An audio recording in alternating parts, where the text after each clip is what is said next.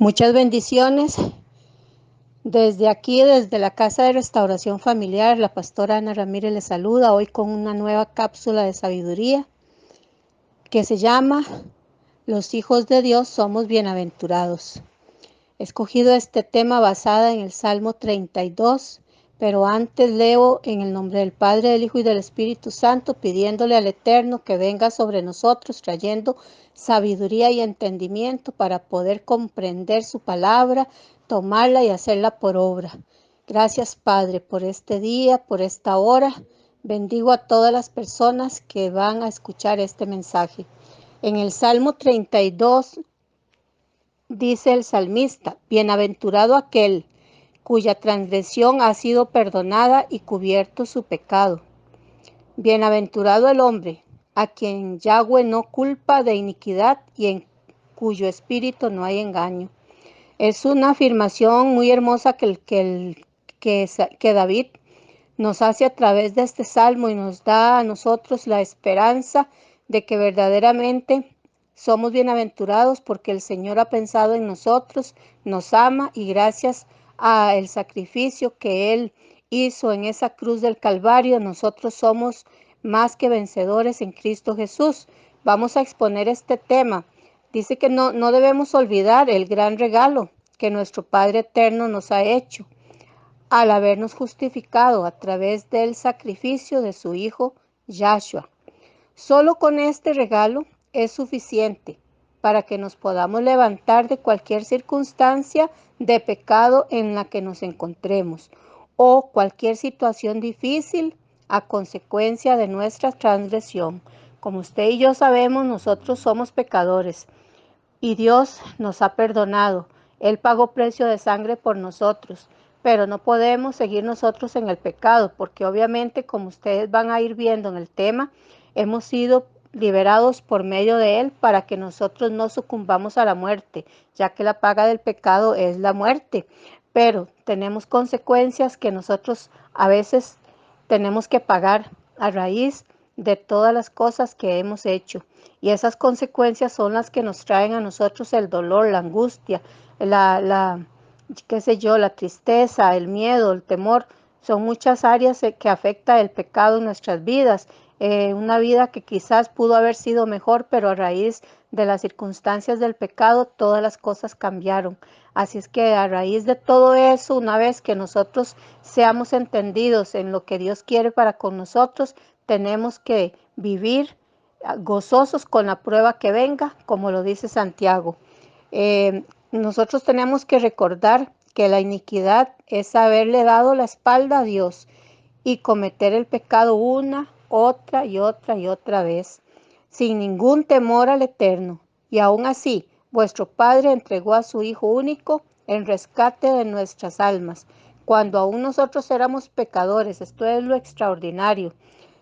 Verdaderamente nuestro Dios nos ama y Él no quiere que nadie se pierda. Por eso es ahí el sacrificio que nuestro Padre hizo. No puedo pasar desapercibida la palabra de Juan 3:16. Yo sé que usted ya se la sabe, pero vamos a meditarla, vamos a escucharla por un momentito, porque de tal manera amó Dios al mundo que ha dado a su Hijo unigénito, para que todo aquel que crea en Él no se pierda, mas tenga vida eterna. Yo siento que esto es un regalo muy maravilloso.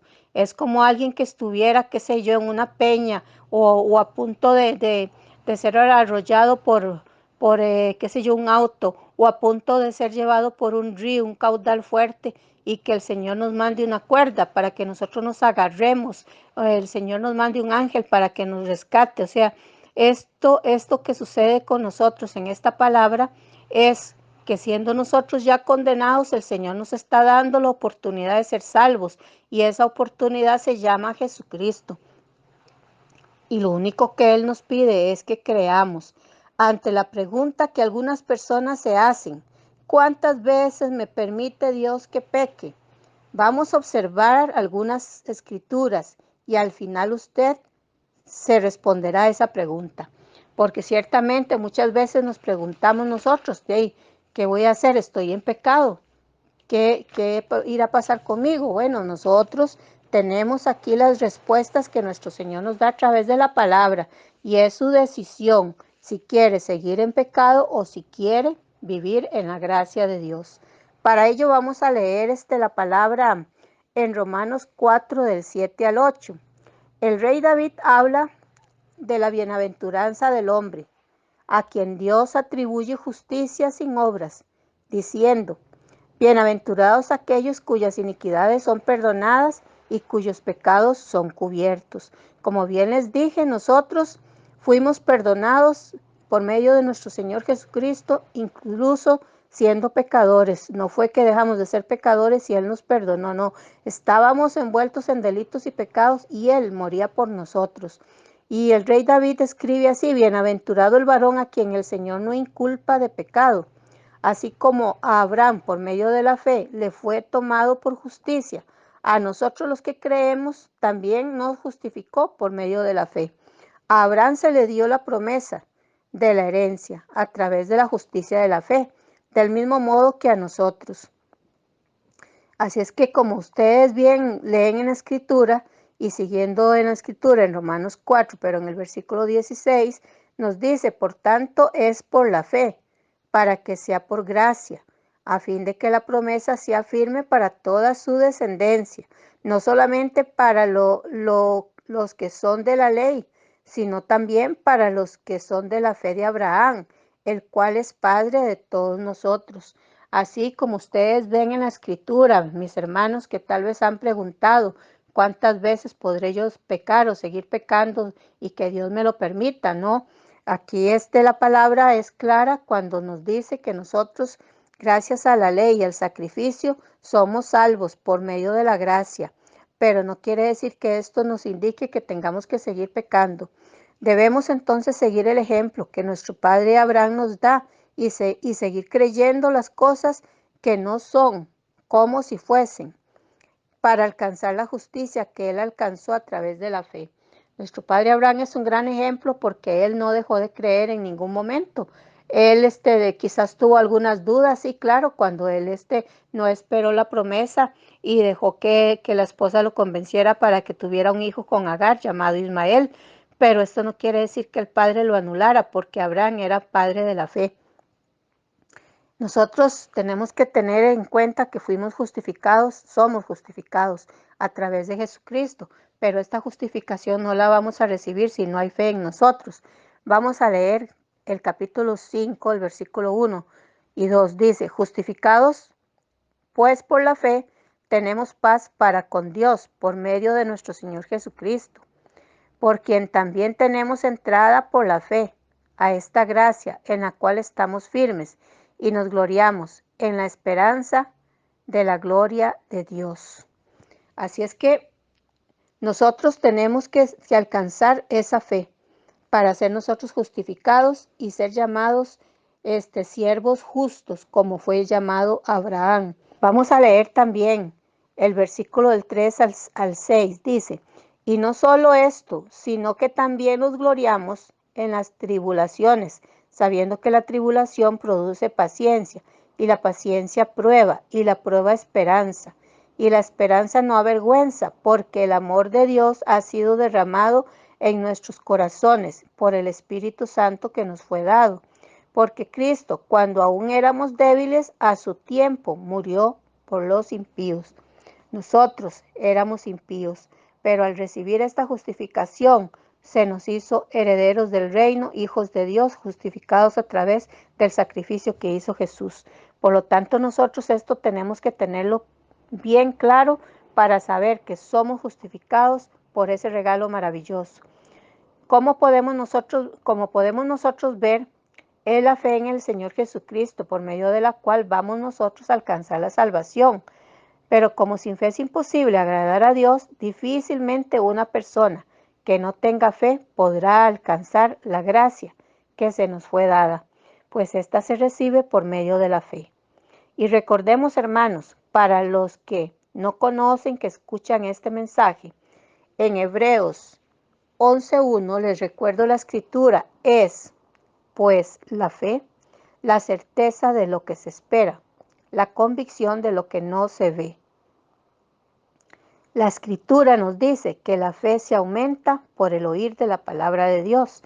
Así es que si llamamos la fe la certeza de lo que se espera y la convicción de lo que no se ve, obviamente si nosotros no tenemos conocimiento de lo que es la palabra de Dios, no vamos a tener una fe aumentada para poder creer todas las cosas que se nos dicen en la palabra. Por lo tanto, tenemos que estar apercibidos de leer las escrituras para que nuestra fe se aumente y así poder alcanzar la salvación a través de la fe. Si hay alguna persona que no está acostumbrada a oír y meditar la palabra, a leer y poner por obra las escrituras, o no se congrega en una iglesia donde le expliquen el significado de la palabra de Dios, difícilmente va a tener fe para creer. Al no tener fe, no va a encontrar las fuerzas para poder dejar el pecado, porque el que nos convence del pecado es el Espíritu Santo, el cual recibimos al creer en nuestro Señor Jesucristo. Una vez que nosotros creemos en nuestro Señor Jesucristo y estamos de acuerdo con su doctrina, lo recibimos y vivimos, tratamos de vivir conforme a lo que Él nos envía. En Juan 8:32 la palabra dice, conoceréis la verdad y la verdad os hará libres. Esta verdad de la Escritura que nosotros vamos a conocer es precisamente lo que nos va a convencer a nosotros para saber que debemos de dejar el pecado a un lado. La verdad es Cristo, porque Él es el camino, es la verdad y es la vida. Y muchas veces nosotros vivimos en mentiras, en engaños, en traiciones, y ese no es el camino que nosotros debemos de seguir. ¿Por qué razón? Oseas 4:6 dice, mi pueblo fue destruido porque le faltó conocimiento. Por eso, mis hermanos, tenemos nosotros que estudiar las Escrituras para no morir. Porque así, conociendo a Dios y sabiendo lo que Él nos dirige, nosotros podemos salir de cualquier circunstancia errónea en donde estemos metidos. Si el pago del pecado es la muerte, entonces juzgue usted el resultado de nuestros malos actos. Y a esto añádele la ignorancia que tenemos de todo lo que Dios nos enseña a través de su palabra para ser personas mejores y alcanzar el perdón de los pecados. Hay una palabra en Proverbios 28:13 que dice, el que encubre sus pecados no prosperará, mas el que los confiese y se aparte alcanzará misericordia. Entonces ahora usted puede ver lo que es una persona prosperada. Una persona prosperada, que es una persona conocedora del Padre, es precisamente porque él está viviendo en una condición de cristiano, de hijo de Dios, y siendo obediente. Por eso está bien prosperado. No quiero decir con esto que haya personas que no conozcan a Dios y están prosperadas, pero recuerde que también el diablo prospera. Así es que nosotros tenemos que tener todo eso muy claro. Bienaventurado el hombre que siempre teme a Dios, mas el que endurece su corazón caerá en el mal. Entonces, hay gran bendición en que usted y yo temamos a Dios.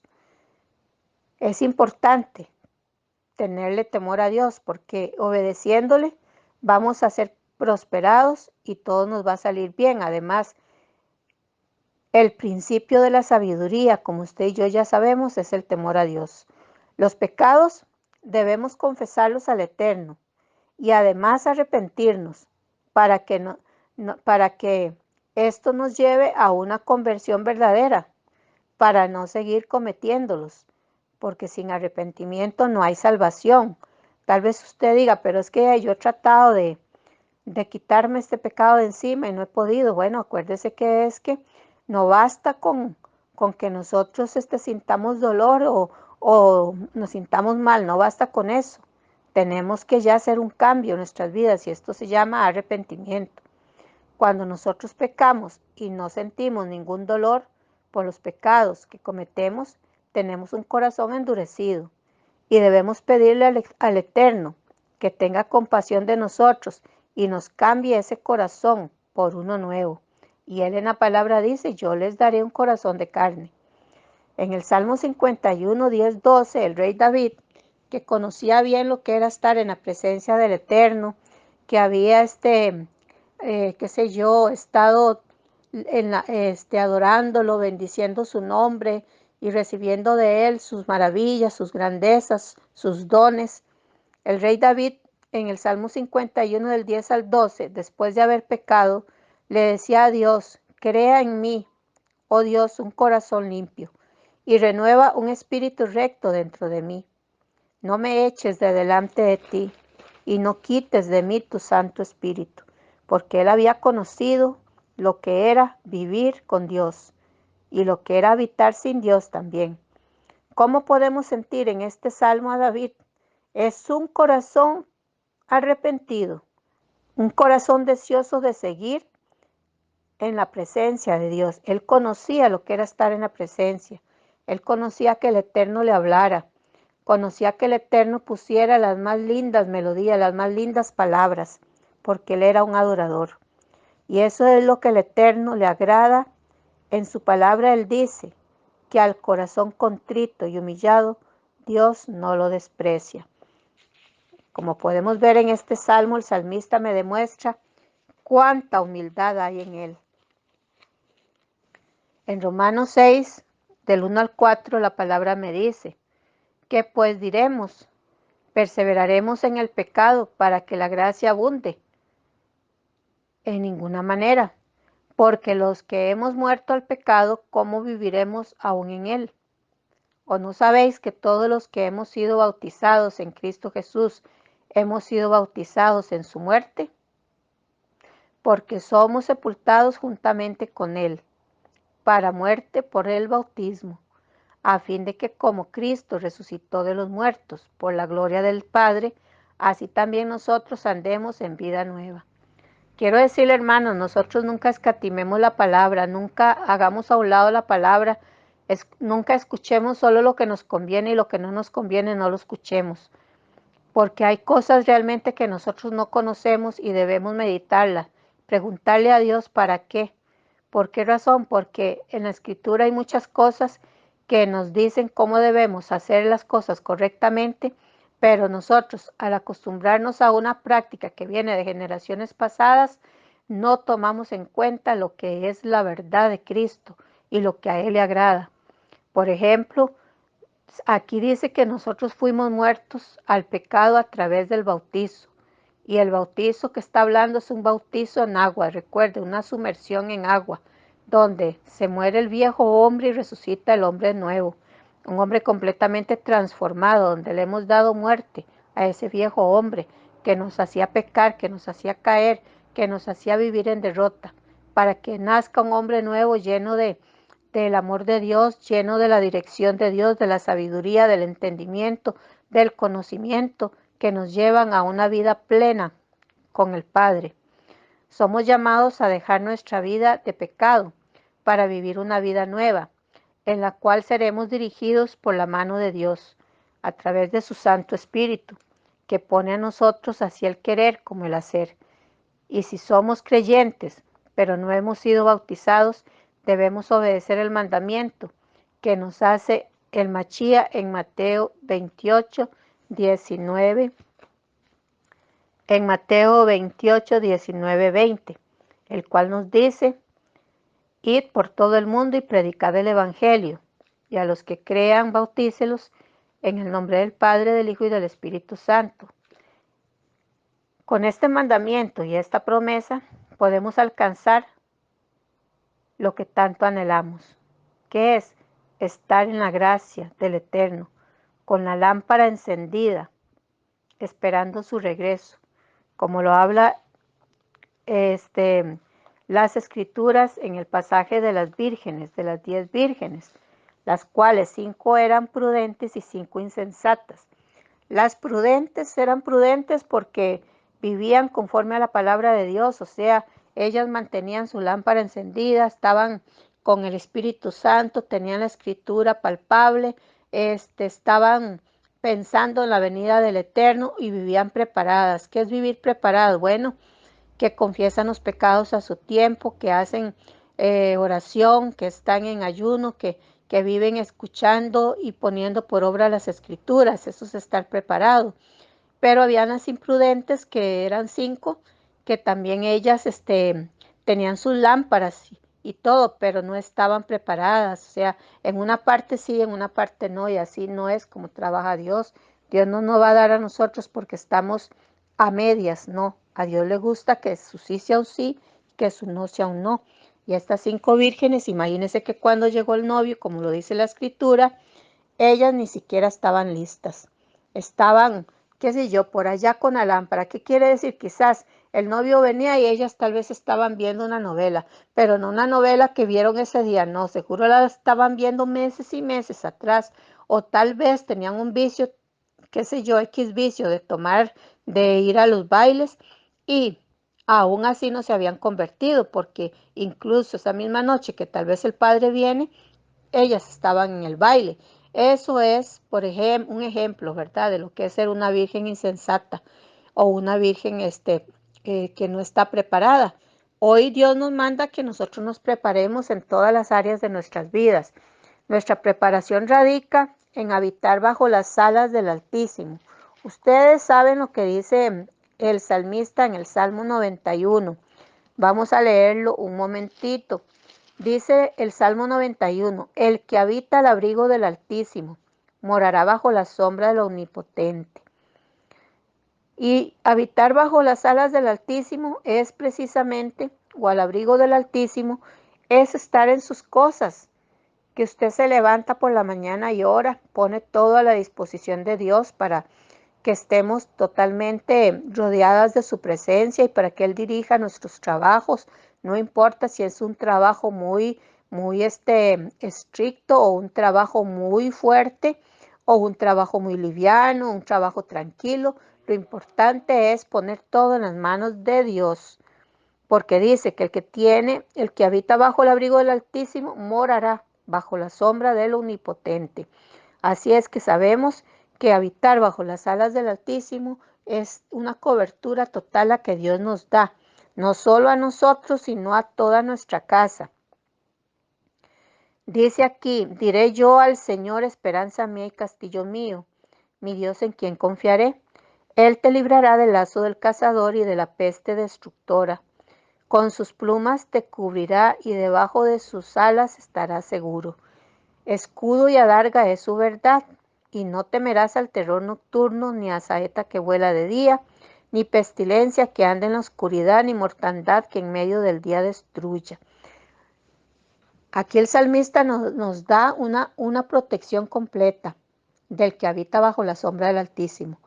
Claro que nosotros habitando bajo su sombra podremos tener la palabra viva en nuestra boca, que es la espada, con la cual vencer todos los dardos que vienen del enemigo. Con la palabra viva en nuestra boca estamos creyendo que tenemos un Dios que es poderoso, un Dios soberano, que nos va a defender de cualquier circunstancia, que antes de que venga la prueba el Señor ya conoce la salida, que no nos dará pruebas que no podamos nosotros resistir, que todo lo que nos suceda está bajo el poder de Dios, que nada que nos pase, Él no está en conocimiento de lo que nos sucede. Veamos otra vez lo que yo les hablaba en el Salmo 32. Dice el Salmo 32, te haré entender y te enseñaré el camino en que debes andar y sobre ti fijaré mis ojos.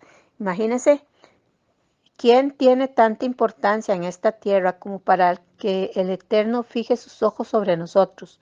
Pero es sobre los que habitamos bajo la sombra del Altísimo y nos va a hacer entender el camino por el que debemos andar. Por lo tanto, ¿vivirá alguien en pecado? Conociendo esta palabra, conociendo esta escritura, ¿podrá alguien seguir de majadero en el pecado, sabiendo que el Eterno te está dando la salida para todas las cosas? Y dice, no seáis como el caballo, como el mulo, sin entendimiento, que han de ser sujetados con cabestro y con freno, porque si no, no se acercan a ti. O sea, no tenemos que ser como mulos, que no hacemos caso, que hacemos lo que se nos da la gana una y otra vez. O sea, seguimos viviendo en iniquidad. El Señor en este Salmo 32:10 dice, muchos dolores habrá para el impío, mas al que espera en el Señor le rodea la misericordia. Qué importante es entonces hacer caso, ser obedientes y saber que si nosotros llevamos la palabra, el conocimiento de Dios con nosotros, vamos a ser personas bienaventuradas, como el salmista lo dijo al principio, bienaventurado aquel cuya transgresión ha sido perdonada y cubierto su pecado, bienaventurado el hombre a quien el Señor no culpa de iniquidad y en cuyo espíritu no hay engaño. Porque así como lo presenta David en el Salmo 51, es un corazón completamente arrepentido. No significa que usted y yo no pequemos, en algún momento lo vamos a hacer por cualquier cosa, no, tal vez una u otra vez, pero no significa que vivimos metidos en el pecado, que tal vez resbalamos, pero ahí mismo nos arrepentimos y nos levantamos, nos sacudimos el polvo. Pero el que vive en iniquidad es el que vive directamente en el pecado y ya no le importa vivir en el pecado, sino que está ahí aferrado y no importa cuánta palabra se le tire, el corazón lo tiene tan endurecido que nada le entra. Por eso nuestro Padre dice, yo les daré un corazón de carne. Por lo tanto, yo los invito para que mis hermanitos, usted y yo nos abriguemos bajo la sombra del Altísimo para poder resistir en el día malo y así poder confiar en que nuestro Dios está y va delante de nosotros para liberarnos de toda trampa mortal del enemigo. Gracias, Padre, tu palabra nos ha dicho, el sabio ve el mal y se aparta. Tu palabra nos ha dicho también que confiemos en ti y así lo haremos, Padre eterno. En este día especial quiero pedirte que no quites de nosotros tu Santo Espíritu y que nos des un corazón nuevo. Gracias te doy, Padre Santo, en este día especial por todo lo que nos has hablado y bendigo todas las familias de la tierra, en especial a todos los que están escuchando este mensaje. Yo los bendigo en el nombre del Padre, del Hijo y del Espíritu Santo de Dios. Amén y amén.